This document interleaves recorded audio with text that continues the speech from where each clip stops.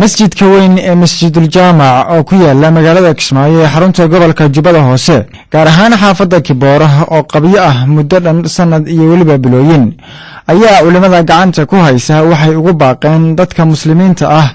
ee ku dhaqan daafaha caalamka in ay ka qayb qaataan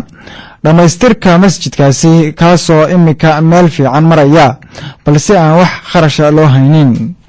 سيد عثمان كلا يره oo asagu kamid ahaa culimada qaybta laxaad leh ka qaadatay masjidkan gacantana ku haysa dhismihiisa iyo waliba culimo kale ayaa iyagu ka sheekeeyay marxaladihii uu soo maray masjidkan uguna baaqay dhammaan ummadda Soomaaliyeed in dhamaystirka masjidkan ka qayb qaataan أعوذ بالله من الشيطان الرجيم بسم الله الرحمن الرحيم إن الحمد لله نحمده ونستعينه ونستغفره ونستهديه ونعوذ بالله من شرور أنفسنا وسيئات أعمالنا من يهده الله فلا مضل له ومن يضلل فلا هادي له وأشهد أن لا إله إلا الله وحده لا شريك له وأشهد أن سيدنا محمدا عبده ورسوله أما بعد أيها الذين آمنوا اتقوا الله حق تقاته ولا تموتن إلا وأنتم مسلمون بسم الله الرحمن الرحيم meeshan waxaan maanta isugu sheegaynaa waxaan dhex joognaa masaajid ku yaala magaalada Kismaayo xaafadda Kibooro oo meeshan aan dhex taaganahay masjidkaas oo masjid weyn ah oo masjid jaamac ah magaran kuna qabyana ku magaalada qabya ku ah ee xaafadda Kiboora ku yaala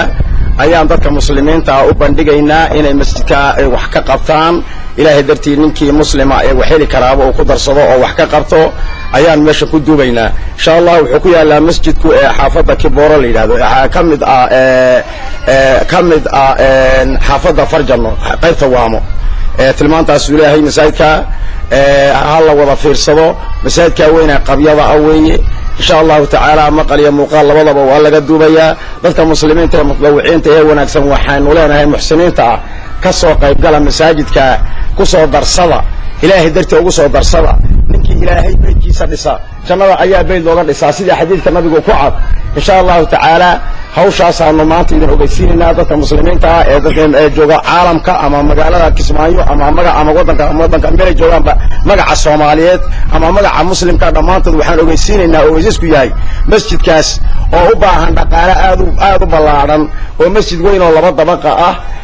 كرة أصلا هذا إذن موقن دونتا قد يكوه oo qaybtii hoosaba aan dhisnayn laakiin binaysan si fiican oo heersana binaysan dhaqaalaha badan oo ku baxay nidaamkii loogu talagalay oo ka kala go'ay si weyn uga kala go'ay waxaan uga baahanahay dadka muslimiinta ee muxsiniinta ee wanaagsan mar labaad maslaxada oo cod lagu sheegaynaa inay ka soo qayb qaataan insha Allah ta'ala masaajidkan ma uu qabiyahay masaajidku wuxuu qabiyahay hadda wuxuu qabiyahay 7 sano qabiyo weey masaajidkani waxaa ma garanaysaa ilaahay amarkii 7 sano ee jamaaga inta qoliyo hore joogeen iyo inta dawladda goboleedku joogaba masaajidku qabyaa inta dawladda goboleedka hadda uu joogay baanu kor isku daynay lacag badan baa gashay shubabkan iyo waxaan artaan fiirakan isku daybaan sameynay isku daygii waxaad moodaa muna noo dhameystirin halkan hadana naga go'ay marka inaan soo bandhignay maanta yaanu ku talagalay inaan soo bandhigno soo gudbino dadka muslimiinta u gudbino kolka hore anaga rabnay inaan qarsanay waysa noo suuroobi weyday insha Allah ta'ala hay'adaha oo islaamka hay'adaha majmac culimada islaamka oo kala kaashteen oo imika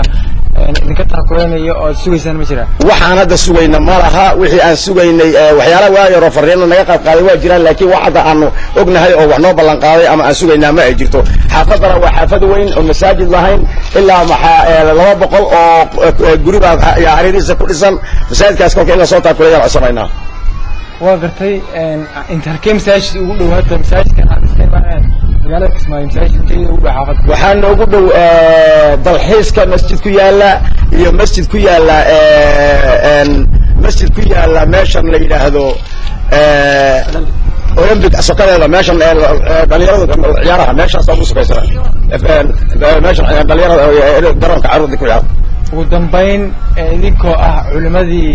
talaysay masaajidkan gacanta ku haysay inta badanna gacanta ku soo hayay kuna rafaadaysay maxaad uga baaqaysaan ummadda islaamka meel kasta ay joogaan ama Soomaaliya ha ahaato ama caalamka ha ahaato majmac islaam oo dhan waxaan ugu baaqaynaa sida aanu cabashada aan sheegayno inay masjidka naga caawiyaan ilaahay dartii u caawiyaan waa masjid lillah weeye ilaahay baa loo dhisayaa annaguna macnaha inaan ku cibaadaysanaano masjidka u beenaynay hadaan xaafadanahay taagtanadina halkaas ku goday marka muslimiinta waxaan leenahay in laga soo caawiyo masjidka aan noo soo dhameystiro insha Allah ta'ala بسم الله الرحمن الرحيم waxaan nasiib maanta u helay inaan masaajidkan beydka ilaahay ah aan ugu baaqno muslimiinta dal iyo dibadba meel joogo nin kastoo muslima dal iyo dibad meel joogo waxaan ugu baaqaynaa inay ka soo faa'iidaystaan ilaahay dartii nin waliba wuxuu ka geysan karo uu ka soo geysta meeshan si masaajidkan beydka ilaahay aan ugu tukanno annagu waxaan nahay odayaashii xaafadda culimmadii xaafadda daris baan u nahay marka waxaa weeye tabarrudna waan u weynay nin kastana waa u furan tahay nin waliba wuxuu ka geysan kara ilaahay dartii inuu uga soo geysto masaajid naguma dhowo 3 kilomitir iyo loo jiraa masaajidka ugu dhow waxaa weeye meeshan habeenna kuma soo tukan karta 3 kilomitir aadaanka u dheer baan ka maqalaa 3 kilomitir waxaan malaynayaa waa qiyaasaysaa intay jirto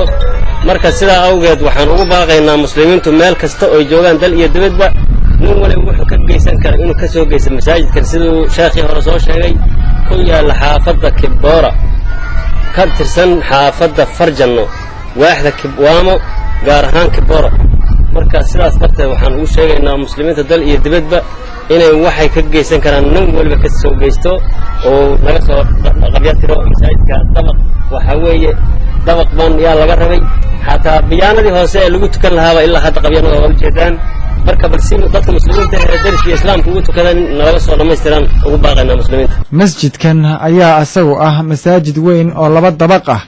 waxaana ku dhex yaala madariso lagu barto quraanka kariimka qowlka Eebe haddaba dadka Soomaaliyeed waxaa loogu baaqayaa maanta oo taariikhdu ku beegan tahay 28 bisha 12 2015 in ay ilaahay dartii masaajidkan uga soo qayb qaataan haddaba wixii intaa faahfaahin dheeri ah waxaad kala xiriirtaa taleefanada iyo waliba ciwaanada shaashada ku qoran